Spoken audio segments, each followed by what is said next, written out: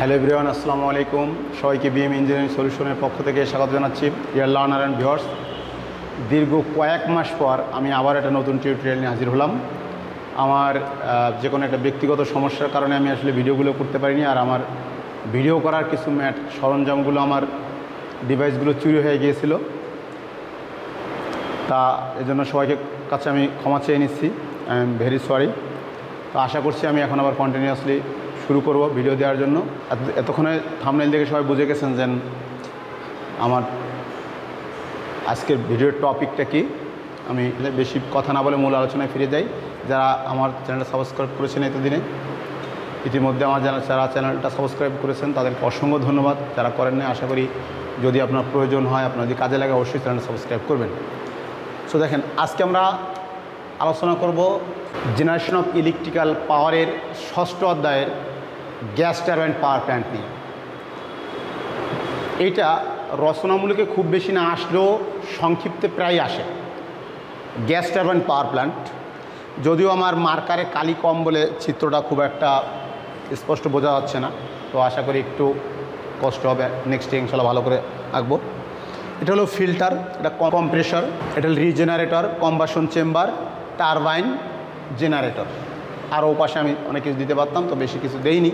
আসলে প্রচণ্ড গরম, আপনারাও দেখতে পাচ্ছেন, আমিও আসলে ঘেমে ভিজে যাচ্ছি। তো বেশি লম্বা করবো না, আমি কার্যপ্রণালী এটা বোঝাচ্ছি। এটা যদি পড়ার দরকার নেই, একবার যদি ভালো করে বোঝা যায়, পরীক্ষায় চিত্রটা যদি একবার আঁকা যায়, অবশ্যই লেখা যাবে। ওকে, সো কার্যপ্রণালী আমরা করবো কীভাবে? আমরা যদি এটা আসে, সংক্ষিপ্তে প্রায় আসে, এর চিত্রটা এঁকে নেব। গ্যাস টারবাইন পাওয়ার প্ল্যান্ট আমরা এই আলোচনা করার শুরুতে জেনে নিতে হবে গ্যাস টারবাইন পাওয়ার প্ল্যান্ট কী। গ্যাস টারবাইন পাওয়ার প্ল্যান্ট বলতে আমরা এই জিনিসটা বুঝবো না যে যেখানে গ্যাস জ্বালানি হিসেবে ব্যবহার করা হয়, ওটা কিন্তু স্টিম পাওয়ার প্ল্যান্ট। যেখানে জ্বালানি হিসেবে আমরা গ্যাস ব্যবহার করে পানিকে বয়েল করে বাষ্প দিয়ে কাজ করি, টারবাইন ঘুরাই, ওটা হচ্ছে স্টিম পাওয়ার প্ল্যান্ট।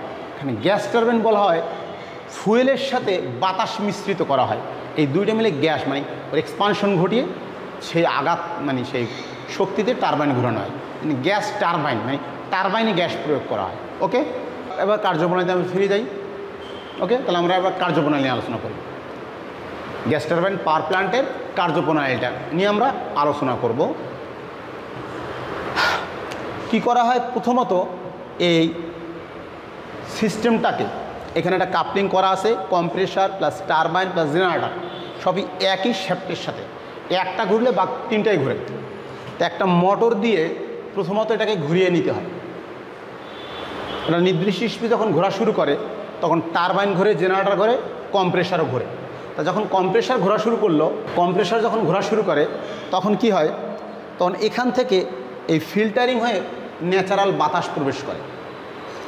ন্যাচারাল বাতাস প্রবেশ করলে এই কম্প্রেসার, এটা যেহেতু ফ্যান, ও বাতাস টান দেয়, কম্প্রেস করে এই বাতাসটা এখান থেকে নিয়ে এই রিজেনারেটরের মধ্য দিয়ে চলে যায়, মানে ফুয়েল রড বলা হয়। এই ফুয়েল রডের মধ্য থেকে বাতাসটা নিয়ে কোথায় পারে? কম্বাসন চেম্বারে। কম্বাসন চেম্বারে কি আছে? ওখানে জ্বালানি আছে, সে হতে পারে তেল, হতে পারে গ্যাস, ফুয়েল। এই ফুয়েলের ভিতর বাতাসটা স্প্রে করা হয়। তাহলে বাতাস এখানে কি করা হয়? যখন এই ফুয়েলের এইখানের বাতাস মানে টেম্পারেচার, কম্বাসন চেম্বারের টেম্পারেচার হচ্ছে 3000 ডিগ্রির কাছাকাছি। যখন এখান থেকে ন্যাচারাল বাতাস স্প্রে করা হয় তখন ওটা এক্সপানশন ঘটে, প্লাস ওই টেম্পারেচারের তাপমাত্রা ফল করে কিছুটা। এর 1350 ডিগ্রি টেম্পারেচারের তাপমাত্রা নেমে আসলে ওই বাতাসটা, এখন যখন ফুয়েলে আপনি বাতাস দিবেন, আগুনে যখন বাতাস দিবেন, তখন এক্সপানশন ঘটে, মানে ওটা চাপ বেড়ে যায়। যখন ওই চাপের বাতাসটা যে টারবাইনে আঘাত করে, এখান থেকে যে টারবাইনে আঘাত করে, টারবাইনে আঘাত করলে কি হয়? টারবাইন ঘোরে।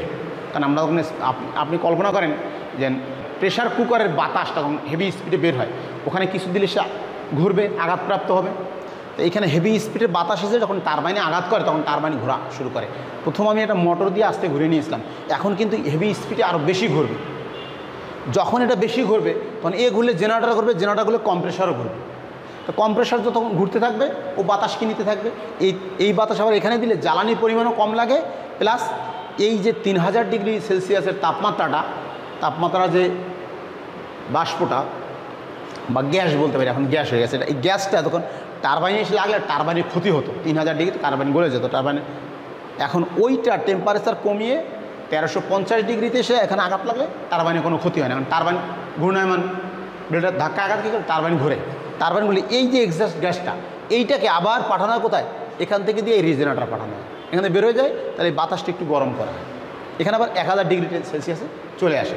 তো বেশি লম্বা না করে সিস্টেমটা এরকমই, আর কার্যপ্রণালীটা যে একটা মোটর দিয়ে যখন এটাকে ঘোরানো হয়, ঘোরানোর ফলে কম্প্রেসার, টারবাইন এবং জেনারেটর সবগুলোই ঘোরে, সবগুলো ঘোরার ফলে এইখান থেকে এয়ার ফিল্টারিং হয়ে ন্যাচারাল বাতাস ফিল্টারিং হয়ে কম্প্রেসার ঢোকে, কম্প্রেসার থেকে রিজেনারেটর হয়ে কম্বাসন চেম্বারে যায়, কম্বাসন চেম্বারে যেয়ে ওকে জ্বলতে সাহায্য করে ফুয়েলকে, এবং ওখানে এক্সপানশন হয়, এক্সপানশনকৃত গ্যাসটা এসে টারবাইন আঘাত করে, টারবাইন আঘাত করলে টারবাইনটা আরও বেশিতে ঘোরে।